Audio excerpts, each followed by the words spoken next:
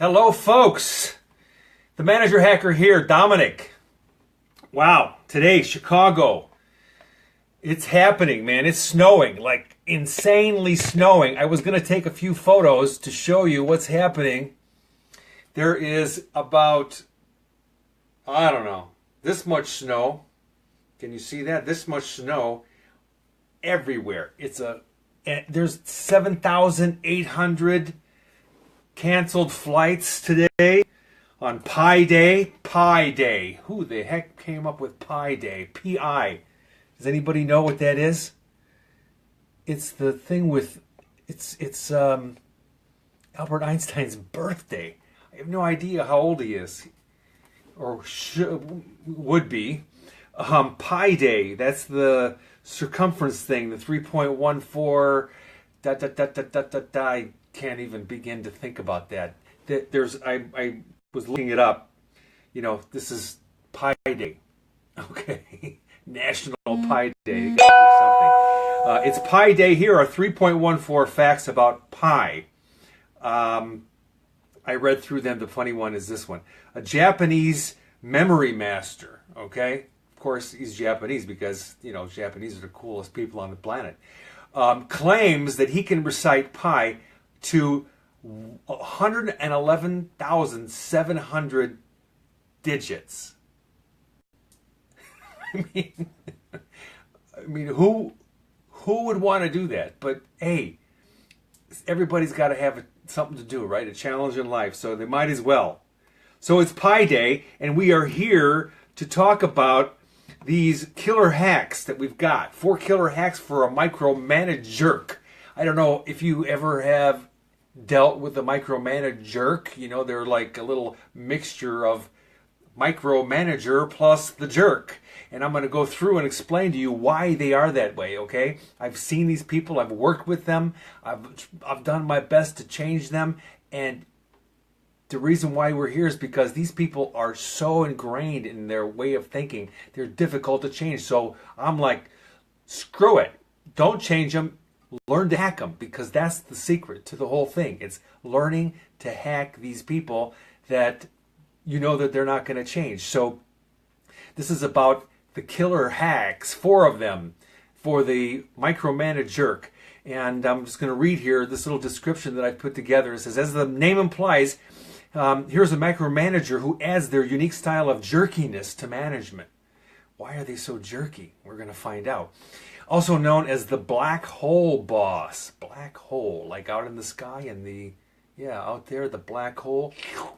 They suck everything out. Why are they like that? I like to call them the black hole boss because they actually think that keeping their people in the dark and feeding them bullshit keeps them hungry for more. However, it only keeps them confused and feeling deflated.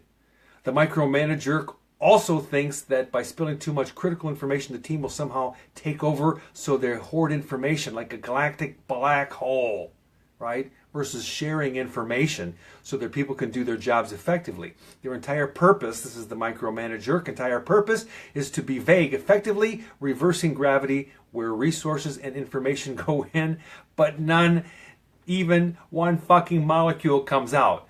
So they're hoarding information. The reason why they do that is because they're freaking out. They're insecure about their position. Now, these are the extreme types. Under normal conditions, everything is fine. Things are going normal, but you put these people under pressure, and then weird things begin to happen. And normally, we don't know what to do. How do we deal with these people that are going off the rails, right? So, you know, here's the thing, though. Right, so under normal circumstances, they do have strong points. These people are not like bad. The problem is dealing with them when they get stressed out. They can be very organized, and that's what that's why they micromanage you, because they're so into keeping things in line. We all know that. But they can be very demanding, which becomes irritating, and very inflexible when things don't go the right way. So if if they have a procedure that they like to have done 1, 2, 3, 4, 5, and then one day you decide, oh well, I'm bored of doing this, I'm going to do it 1, 2, 3, 5, 4. These people will flip out on you. It will freak out.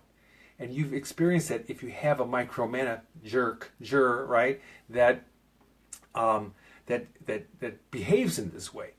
So they get into this mentality of it's either my way or the highway. That is where the jerkiness comes in, and they do it in very subtle ways.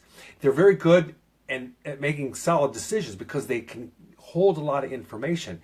And so when they have a lot of information, their ability to make very solid, sound decisions is great, okay? But the problem with that is that they are so busy gathering information all the time, and if they don't have all the pieces to the puzzle, it takes them a long time to make a decision because they're waiting for that one more thing. Are they waiting for this over there? What in the world? Okay. That's my uncle calling me. I forgot to turn on my do not disturb sign. I apologize. But anyway, so they can be slow to respond if they don't get all the information. They're good at taking on very complex and challenging projects because they like to have this, lots of stuff going on. And it's like, these people that love to put together these puzzles. These are the same way. The micromanagers are like that.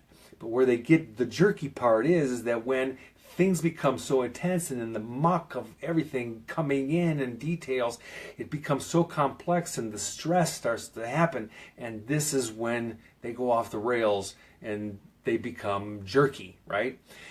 They can also be very consistent because methodical, consistent, they like to do things in a certain way, and when they get jerky is they can be very resistant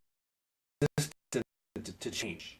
So this is part of the problem, right? So it tends to be passive and really controlled by the insecure need to get things done. So they need, that's their insecurity, they need to feel in total control.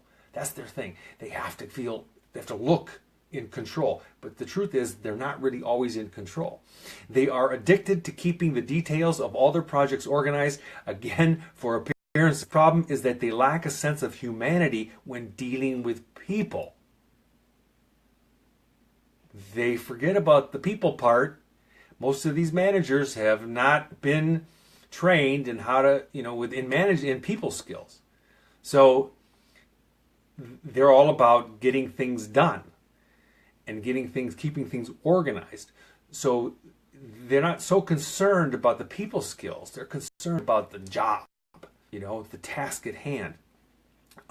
When they get stressed out, they retreat and they hide in their shell or their office because interaction with humans is a distraction. So when things become overwhelming and confused and stressed out, you will see these people disappear. They'll go away for a long time. They'll close their door. Why? Because they're processing. They're getting a handle on what they need to do next, and they're coming up with their plan. They can be extremely demanding when they come out. So they go in their office, they get their brain together, they can appear to be aloof and distant because they're thinking about the project at hand. When they come out of their office, they can be extremely demanding because they've spent time alone in their mind cave, right, to get their brain wrapped around their project, and now they're confident and they have their shit together. So they have a plan, and all of a sudden they want you to execute their plan on their schedule in their way. And if you don't do it that way, it's like, right? It becomes very stressful. So how do you deal with these people is the big question. What I say is this, very simple. Do not let their symptoms alarm you. Don't let the symptoms freak you out, get you upset, make you stressed, and do not take them personally because they're not personal. This is just your micromanager in their process, in their journey of what they're doing in their unconscious way.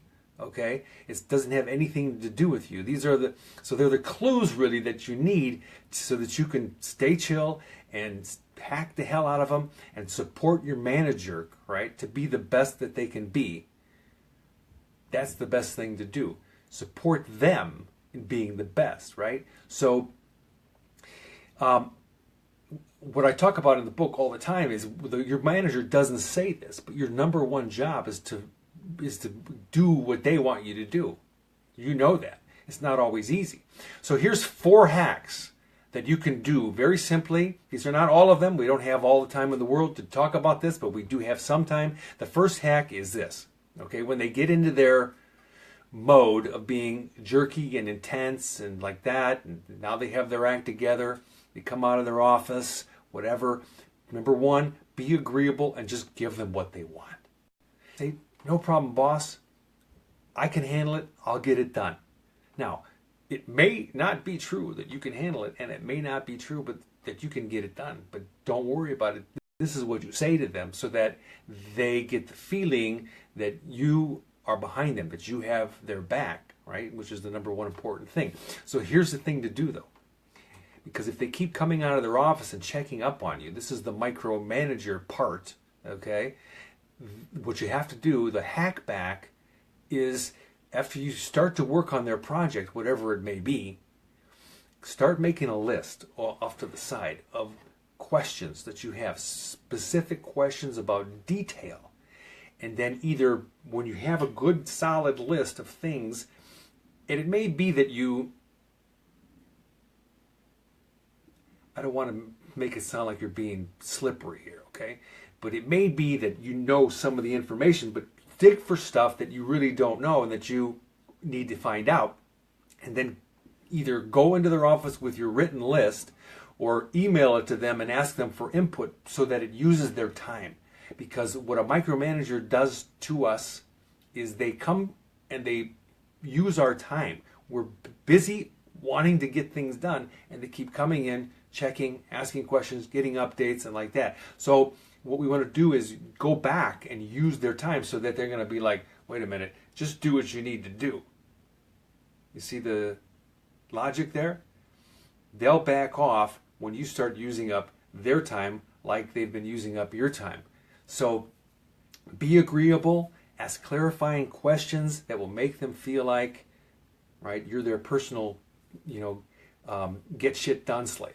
So that's the most important thing. The second hack is like the first one, use their time excessively to slow them down. Get busy on the delegation, but shortly after, I already said this. So it's the same thing.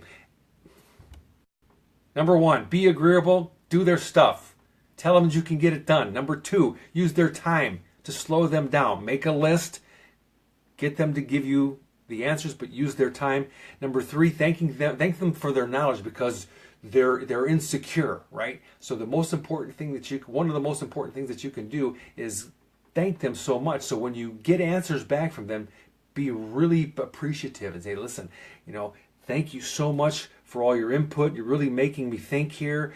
Thank you for all the detail. It helps me to do my job better. So what you're doing is you're giving them kudos. You're making them feel like they're really helping you so that you can help them. Thank you for all the email updates.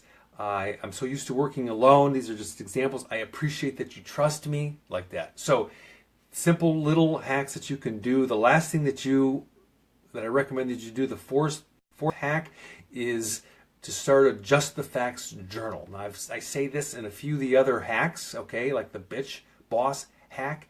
It is important to have a Just the Facts journal because if you have a very intense manager and they won't get off your back, you have to begin to document. Very important. And what you're documenting are all the things that they say and do that are causing you, heartache and pain to get your job done and to be productive.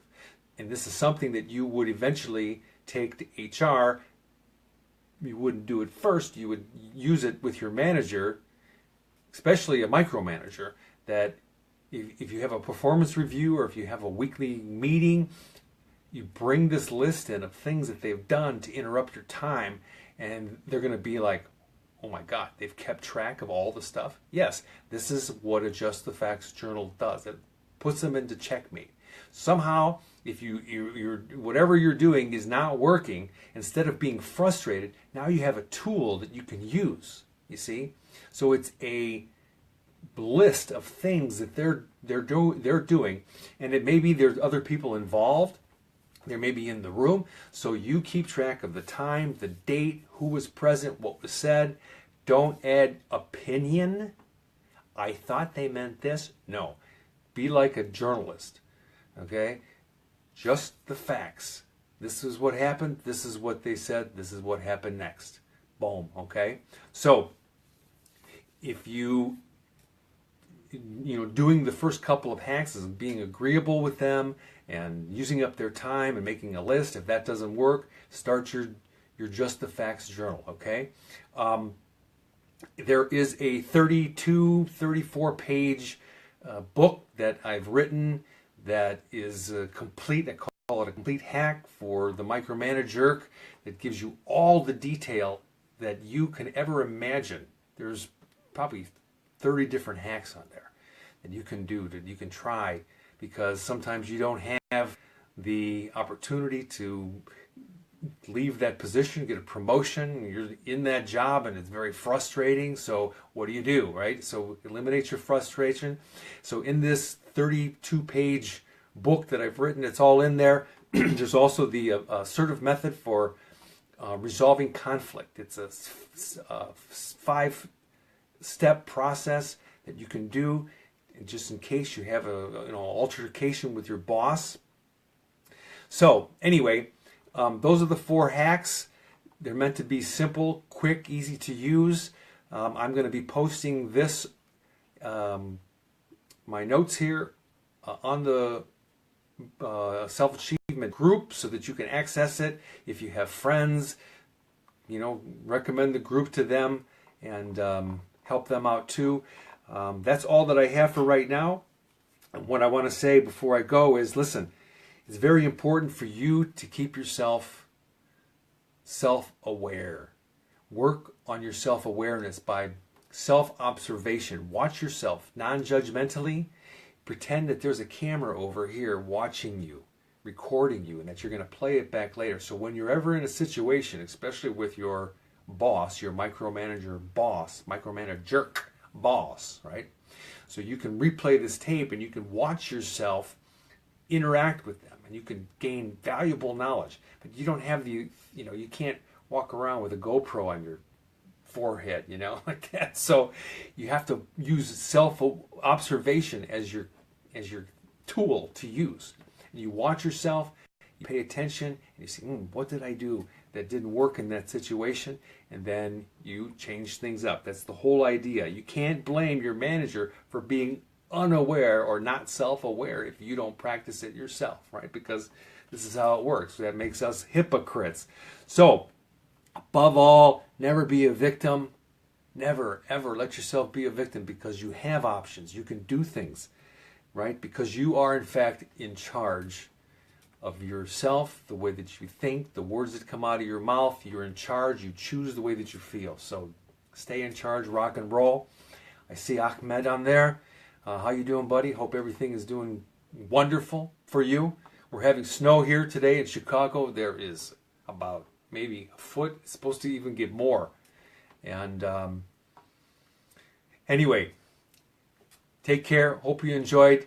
Biggest compliment that you could make back to me is to recommend this video and the self-achievement group to other people that you know. Thank you. See you next time.